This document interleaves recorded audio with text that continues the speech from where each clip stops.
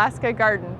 I'm with UAF Cooperative Extension Service and Tanana Chiefs Conference. I'm here in Homer, Alaska, checking out all the cool things farmers are doing here to extend the season, like high tunnels, hoop houses, low tunnels, and also the other cool tools they're using as small-scale farmers.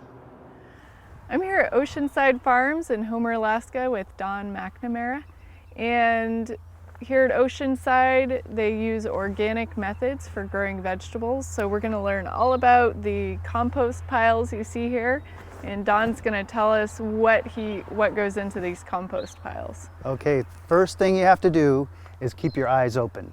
So an old homesteader up the road wanted to get rid of a mountain of hay last year, so we went and picked it up, and the sawmill down the street's always needing their saw shop cleaned out, so we go sweep up the sawdust, and the local fish company needs their fish waste hauled away, so we take care of that for them, and the food bank needs their waste hauled away, so it's just a big waste stream. Keep your eyes open and you'll find enough stuff to compost. Naturally, you want to layer it as you put it together, and that helps build up the heat, and it'll get cooking in no time flat. So the hardest part is turning it over, so you really need a piece of machinery unless you're young and strong. And how do you know how much of each item to add to your compost pile? Do you guys calculate that at all? Or? Yeah, so 30-to-1 is a pretty good recipe, 1 nitrogen and 30 carbon. So I'd say if you just kind of add some dry stuff every once in a while, it'll get cooking. And so you add some sawdust and fish waste and some green food plants, scraps and whatnot. So yeah, it works out pretty darn good. Nice. So how long does it take for these piles to break down? So we built this one last summer, and we built this one 4 months ago, and we built this one about a week ago, and you can see the temperature there is getting up to almost 150. That's right. Getting pretty warm. Yeah, so. And why do you want it to warm up? It kills the weed seeds. And some other pests. Yeah, so we don't worry too much about the weeds and all the plant material going in there. So what's the ideal temperature for it to heat up to? I would say under 160. 135 will kill the weed seeds. Okay, great. And how often did you say you turned the piles? I try and turn it every day or two. Okay. So it's quite a job in the wintertime when it starts getting slippery out here. So it's not a perfect world, just do the best you can. Yeah. And fish might get a little stinky too, huh?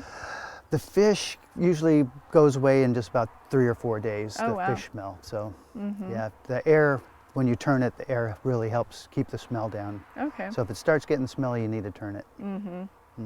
That's great. So then when it's done, what is this for here?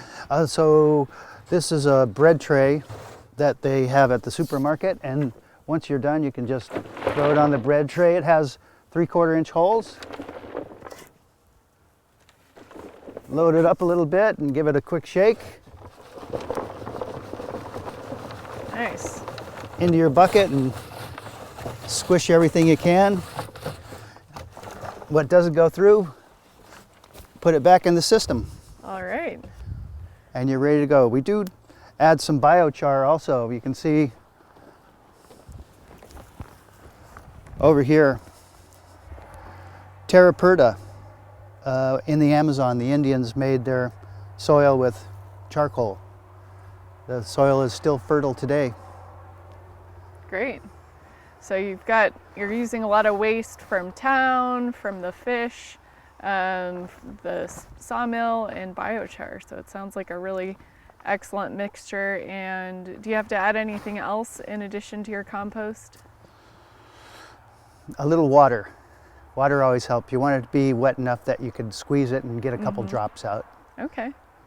Great. Well, it sounds like an excellent mixture here for your vegetables. Thanks, teacher. Thanks.